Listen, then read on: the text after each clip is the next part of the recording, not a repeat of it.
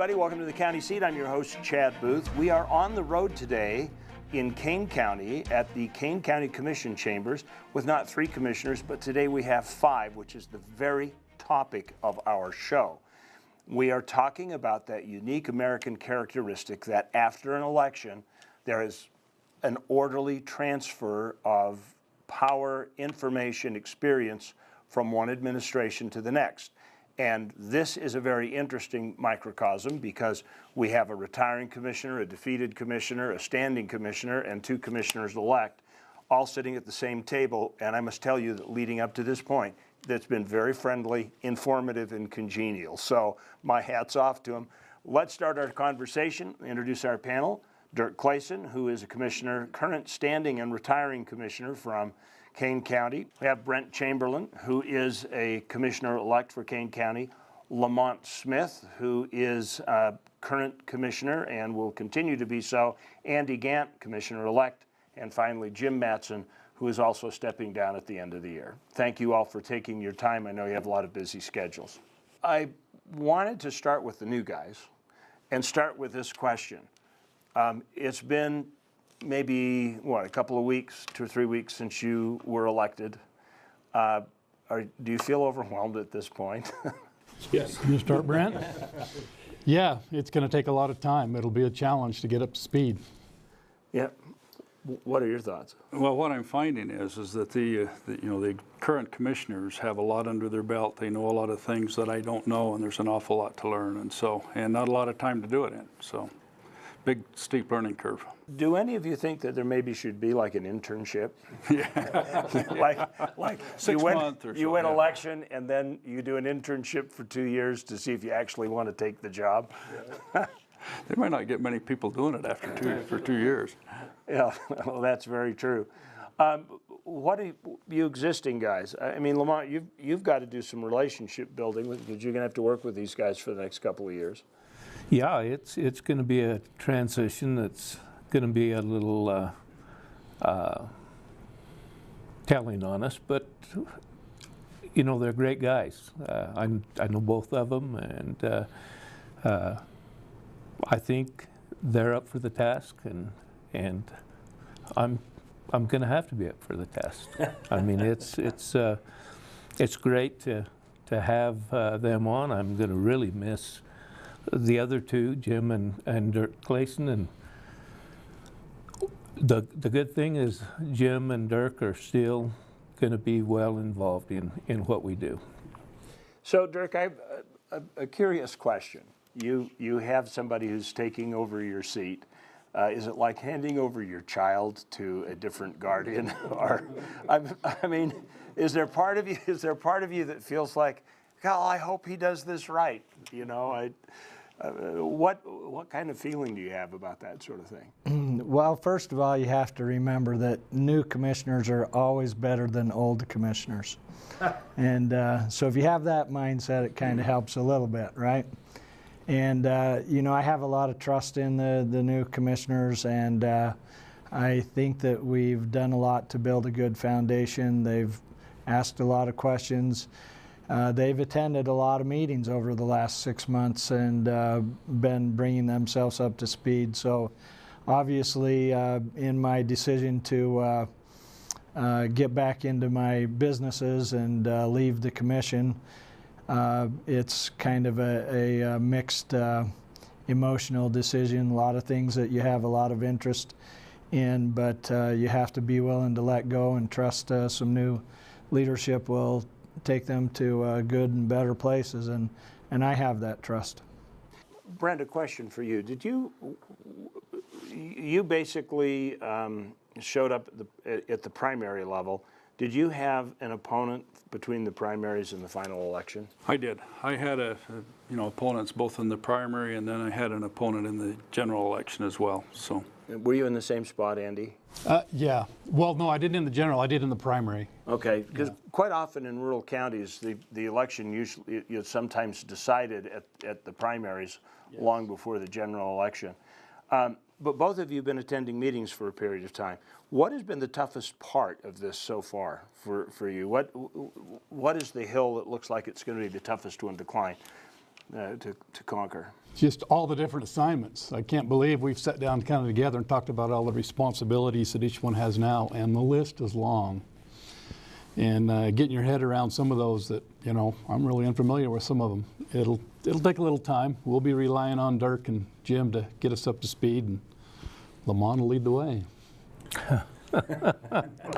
Is there one area, Brent, that was a particular, you know, you're going like, wow, what did I sign up for? Well, the same as Andy said, there's a lot of assignments there. There's a lot of these things that I hadn't a clue that these were responsibilities that the county commission dealt with. And so, you know, not only didn't I not know that, I also don't know what they are. So there's a lot to learn about it. I mean, some things are obvious, but I've been serving on the city council for about 6 years, and I thought it'd be a fairly easy transition, but it turns out there's a bit more with this than there is on a city council. So I have a steep learning curve, a lot to learn. You know, with the responsibilities, they change. And so I am also in the learning stage, because I'm going to have to learn some of the responsibilities that Jim and Dirk have had and that I need to do now, and so it's a learning curve for all of us. So is it typical that portfolios change when there's a change in leadership of a county? I would well expect that, you know, in terms of how the circumstances shape up as you go along. You know, we have strengths and weaknesses. We also have a county organization and other elected officials as well as department heads we have to rely upon, you know, so we need that integration that brings it together. And the way I look at it is that December 31st or January 1st, I'm not sure Jim Mattson's going to change that much. You know, they're just going to have to figure out how to get me out of the way, because I like working at this stuff. And I'll be supporting these folks as we go forward. I guess I want to explore the time commitment just a little bit. Is to, can you pass on, you or Dirk, pass on to these two gentlemen what their time commitment is that they're, because this is a part-time job after all. This part-time job, I like Commissioner Jones from Carbon County said it best. He said, is considered a part-time job because sometimes on Sundays we don't work. And the time commitments are incredible, and I think, you know, it's. I would hope that more people in the general public would have a chance to learn, and I know programs like yours that help develop educational basis for what our commission roles are and how county government works are very helpful in that regard. With that nice pat on the back, we'll take a quick break on the county seat, pay some bills, and we'll come back and continue our conversation with the 3-member commission of 5 that we have here right now. We'll be right back. Mountains to explore.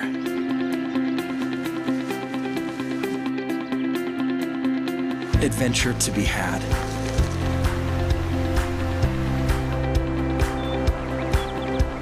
A town to fall in love with.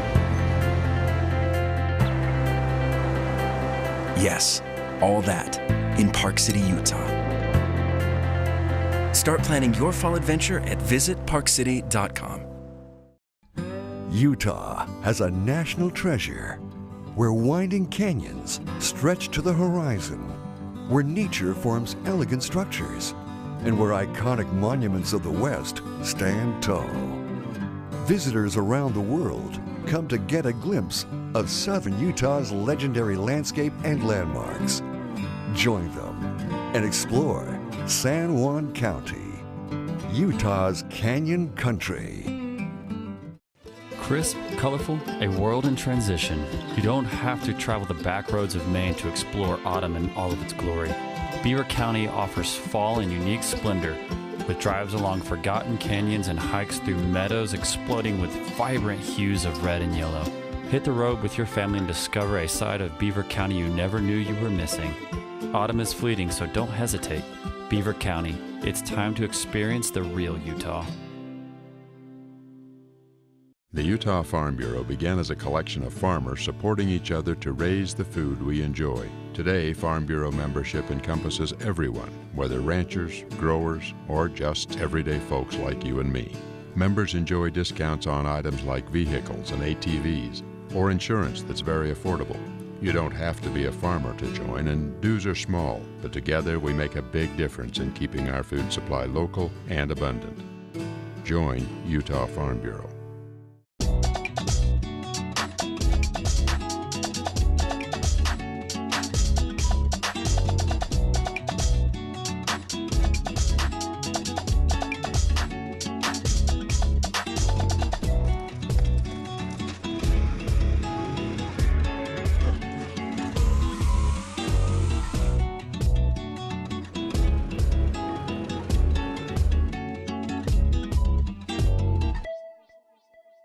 What would you do with an extra day in Utah Valley?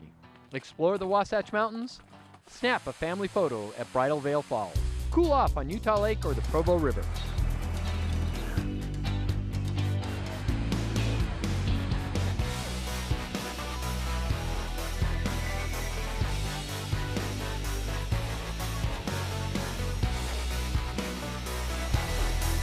No matter what you're searching for, you can find it in Utah Valley. Bring everyone together. Welcome back to the county seat, having a most unusual and interesting conversation with 5 commissioners who are responsible for 3 seats here in Kane County, Utah. It is a really good sample of this transition of power because we have so many different scenarios between the officials here. I do want to follow up on something that we ended the last conversation with, and that is, Lamont, I believe you kind of mentioned that we all have different portfolios and that there are going to be some changes. You know, how do you determine that? How do you figure? I mean, Brent, you've got experience in some areas in the community, been on a city council, so you probably would be more equipped at municipal relationships and interlocal agreements. And Andy, your experience would be completely different. Do you just like throw them in a hat and just start picking, or how do you do that? No, we've met and we've talked about the assignments that we have, and there are strengths in some of us in different areas. So we're going to have to just sit down and decide who can do the job. There's some at the legislature, which Dirk has really been taking care of. And one of us 3, we were going to have to take care of it now. There's land issues, there's road issues, there's just law all enforcement of these issues, yeah. Which I presume you would take. Well, no. In fact, I kind of stay away from that, just because I was a sheriff for so long here that I think another man, Andy, can do that responsibility, because I don't want I will help all I can, but I don't want my way I ran the sheriff's office to interfere as a commissioner. Okay. And so that's why we talk to each other and we find out. So I got a question, Brent, Andy. Are there any of them that you both want? Well, there's some that I'm not terribly comfortable with because it's probably not a strength, you know, as we talk about these things. You know, some general areas, and there's some that I enjoy and probably will feel a lot more comfortable with. So we're still fine-tuning some of that, but I think the advantage is, and we've got a pretty diverse portfolio experiences coming into this. We really do. The 3 of us that'll be going forward, and so hopefully we can find, you know, within each one of us a strength in an area that needs to be covered, and I think that'll be the case. Dirk, as you decided to sit this one out, you know, was Andy the guy you were backing? Was your first choice, or did you just stay out of it completely? Well, Andy was the guy I was backing. From the time that I knew I'd be sitting it out, I was knocking on doors looking for recruits. So, and Andy came forward, and I felt really good about his interest and his skills and his background and his interest in the things that I was concerned with. So, Andy, I'll have to tell you a story. We were at one time shooting up in Orderville, and we happened to be at the house of the mayor. Right. And Rhea asked my wife, who's sitting out here in the audience, for our other show, she said, how is it that you became mayor? And he said it was my turn, and they came by and told me it was my turn. do you kind of feel that way here? Is it Dirk came out and said, "Okay, it's your turn, buddy"? Well, I think I approached Dirk at first, and he said, I think he said, you better go home and contemplate that just a little more before you decide. But he said, I'd support you if you decided to do it. Okay. So, yeah. There's another question that's dying to be asked, and anybody that knows the dynamics, and that is the fact that Jim was running against Brent. Jim's the incumbent, and Brent won. How have you guys gotten along in this whole thing? Well, for me, up until the results of the election took place, I was competitive. I wanted to stay competitive and work at it. But when the results were in, I had to just kind of take and settle down and sit back and say, well, hell.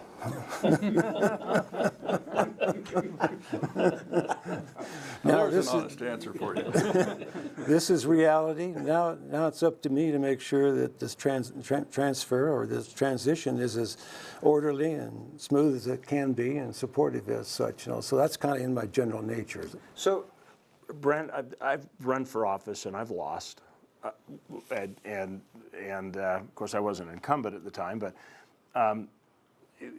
Was Jim's reaction a surprise to you?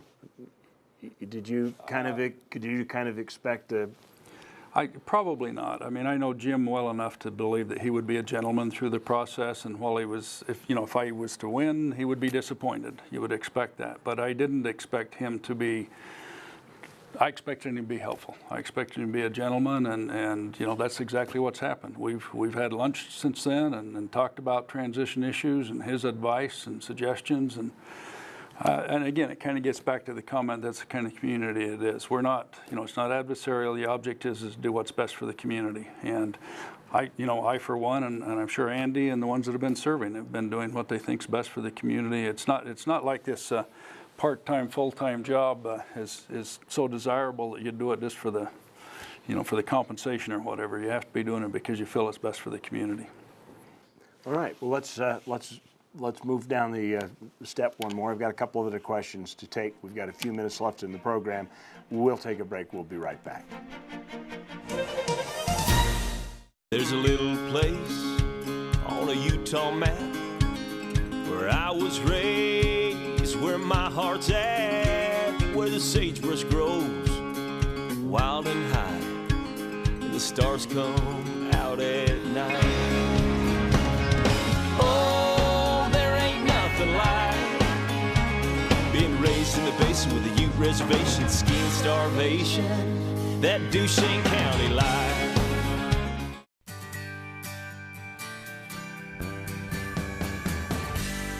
Bear Lake is rich in friendships and color this fall. Explore countless miles in some of Rich County's best off-road trails. Whether you enjoy the pace fast or slow, there will be plenty for you to explore. Vibrant reds and yellows await you in this magnificent landscape. Come spend some time with us this fall exploring our trails. Rich County. 149 million years in the making, dinosaurs once roamed this land. Now they're found at the Dinosaur National Monument. Let's take you beyond the bones. We call it Dinosaur Land. You'll find it offers adventures and sights not seen anywhere else in the world. Come to Dinosaur Land, Vernal, Utah. You'll want to stay forever. The dinosaurs did. For 7 years, Utah's Community Voice has been the county seat, a program that looks beyond politics to spotlight the issues and stories that really matter to you and your community. Now you can help set Utah's agenda for the future by joining the conversation. Become a county seat sponsor and help support those conversations that are critical to the future of state government. Contact us at 801-947-8888 to make your contribution to help the voice of Utah be heard like never before. This is what adventure looks like, and here's what it sounds like. Southwest Utah's Iron County offers some of the most iconic trails within the state that include 200 miles of new trails to be discovered. Check out ironcounty.net for info and interactive maps for your complete guide to off-roading. Explore countless miles of trails in the heart of Dixie National Forest, the gateway to Utah National Parks, Iron County. There are meetings, and then there are gatherings. At the Davis Conference Center, we know the difference. Turn your event into something more than just another business summit. With over 70,000 square feet of flexible meeting space, state-of-the-art presentation amenities, and inspiring architecture, the Davis Conference Center is designed to deliver stellar results in a majestic setting. Take your convention to the next level. Schedule now at davisconferencecenter.com.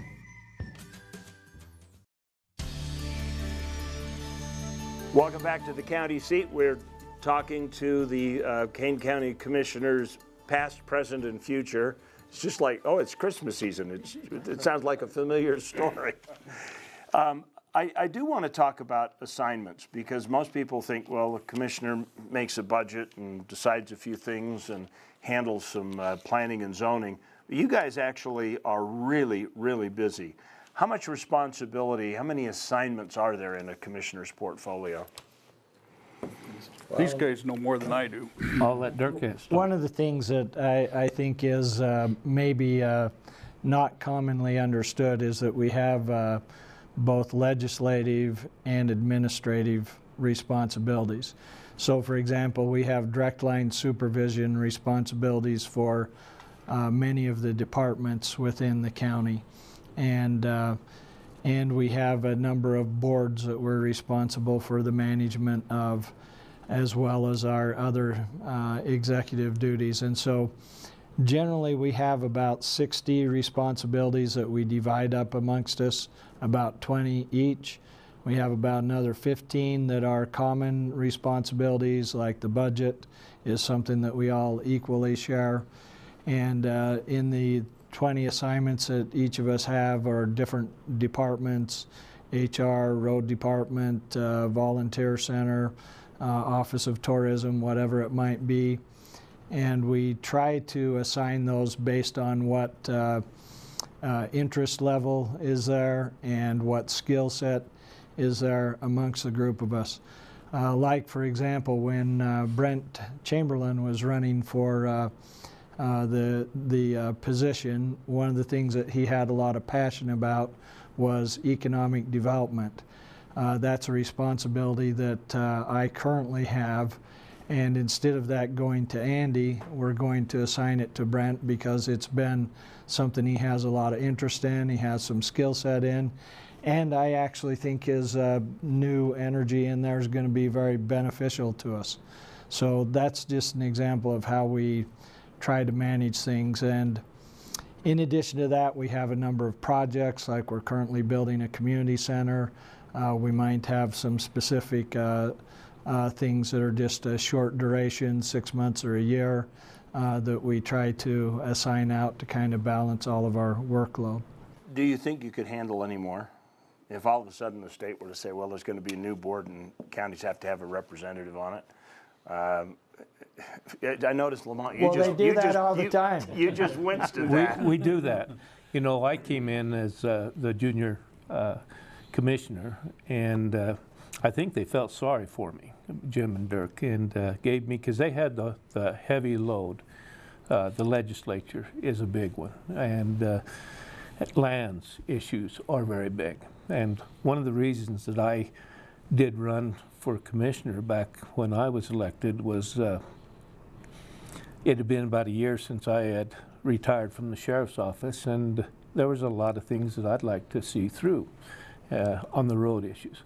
But I found out that the commissioners that was already here were well informed on that. So my transition in was maybe take over some of the other responsibilities and let them handle the hard stuff. Guess that's not going to work anymore, is it? It's not, but we do have two capable commissioners, and the lands issues it was one that it was huge, and Jim took that and really knew what he was doing. And Dirk has really been in our roads issues. There's a lot of special service districts that we're responsible for, and I think I have about 6 or 7 special service districts that I go to and be the liaison between to the commission. I found out that being a commissioner and having all these responsibilities was so widespread that it was a great responsibility for us. You know, we take a lot of pride in Kane County, and we like to be involved and help where we can. So all these assignments get us out from the chambers, out into the public, and it's how it needs to be to let the people know that they have a voice in how Kane County is going to be run. All right, we've got 1 minute and 31 seconds left. So I do want to ask one final question, and that is, I'm going to start with the commissioners. Jim, what advice do you have for Brent? I think overall, you shouldn't try to work on something that he's not comfortable with, kicking off. So it's just a matter of identifying what that is, and then we can figure out how to support and help in that process. And I'm available for that. Okay, so the advice would be, don't hesitate to call on the old guy? Well, exactly. And also there's another good guideline. There's no such thing as a good surprise. Okay. Dirk, what advice, special advice do you have for Andy? Well, first of all, I really appreciate both of you new guys' willingness to step up. And my advice is to try to find a way to say yes. It takes some creativity, it takes some effort, but a lot of times government is seen as this big no. And I think with a little effort we can find a way to say yes. And secondly, to try to be able to find a way to maybe not get so worked up about issues in meetings so that you can leave the meeting feeling that you didn't have regrets about, how you expressed yourself or how things went. Excellent. Well, with that, it's a great way to end a half an hour. Gentlemen, thank you so much for joining him. People at home, take a moment to applaud this transfer of power. It is really remarkable. There's some places in the world that this transition would be bloody and costly, and here it happens seamlessly, and it's been doing that for 250 years. So let's be grateful for the fact that we live here. Remember, local government is where your life happens. You want to make sure that you are involved in part of the solution. And please follow us on social media and take a look, share, and we would love to have your comments on this. And any questions you might have for these gentlemen, we can forward them through our social media channels. Thank you for watching, and we'll see you next week on The County Seat.